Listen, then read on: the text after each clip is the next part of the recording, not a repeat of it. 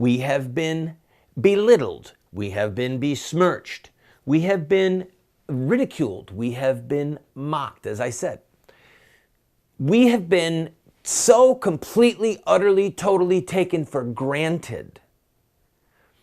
We have been run over roughshod. They don't care about us.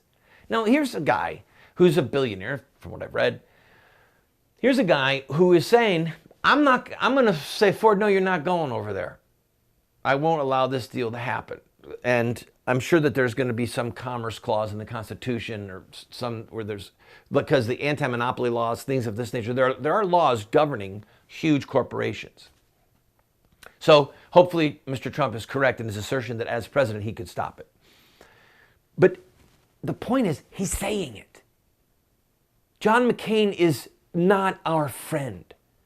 He is way more like Obama than any of us would like to admit. Okay? And what Donald Trump is doing is giving people a place to have their anger and their frustration vented in public. And they get to laugh and they get to say, yes, this is how I feel. Oi, oi, oi, Jeb Bush. Now, Ronald Reagan was an actor, all right? And he became president. And he did a great job. I loved his voice, his mannerisms, his jokes. I saw him speak live once when I was a young man. First vote I ever cast was for Ronald Reagan. Donald Trump is an actor. I don't think he's as good as Reagan, but he's good. And some of this is that folksy, engaging shtick that he's tapping into the anger, and he's not afraid to tap into the anger. I'm angry. I admit it. I'm angry. And I want you to know something. There is a place for anger. Heck, for that matter, there's a place for hatred. There's a place for intolerance. Come to think of it, hatred is a family value. Yes, it is. Randall, what do you mean? Well, think about it. To fear the Lord is to hate evil. The beginning of wisdom is the fear of the Lord. Right? Fear of the Lord is the beginning of wisdom. But you can't say that you fear the Lord and have wisdom unless you hate evil. And part of the problem that we are enduring today is the lack of righteous hatred and the lack of righteous intolerance.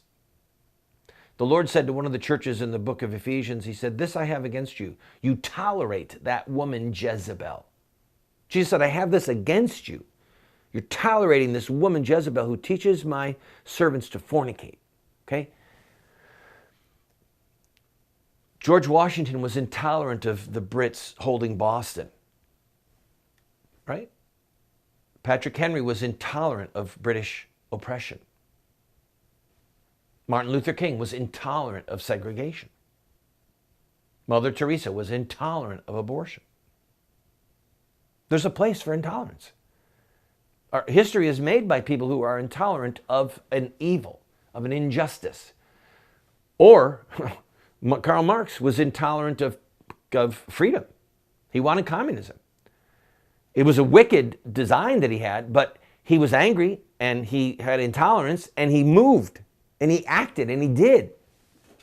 The problem that we're facing today is that we have been so browbeaten into say, oh, I don't want to offend anybody. I want to be politically correct, or I don't want to be labeled as hateful, that we become afraid. We're protecting our reputation, and we're afraid to say the truth. We're afraid to ridicule that which should be ridiculed. I think it was G.K. Chesterton who said that which is ridiculous deserves to be ridiculed. Okay? The bread and circuses, so it's part of it is that we have just internally collapsed our courage. But another part of it is because we've got so many bread and circuses.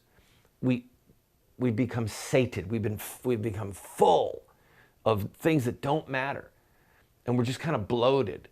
And we've lost the ability to feel passion and to feel anger and to feel frustration. And we need these things. They're not bad. And Donald Trump, in a comical way, is giving people vent to a just anger and a just frustration. And now he's leading the pack of Republicans. Go Donald. Go Donald. Go, go, go, go, go, go.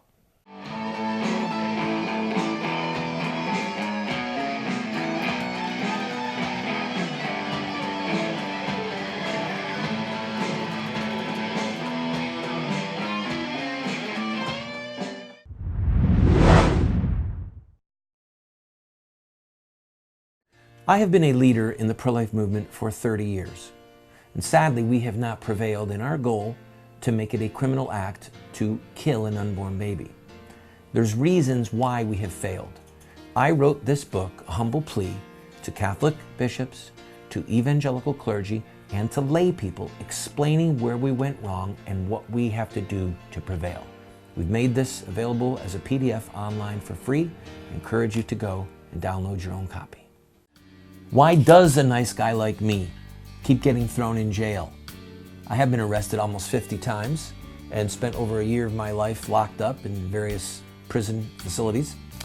And I wrote a book, many books. In fact, one of them is called, Why Does a Nice Guy Like Me Keep Getting Thrown in Jail? It's a theological work, answering those who say that the church should not be involved in politics or that we should retreat. I encourage you to get it. In fact, get one and give it to your pastor.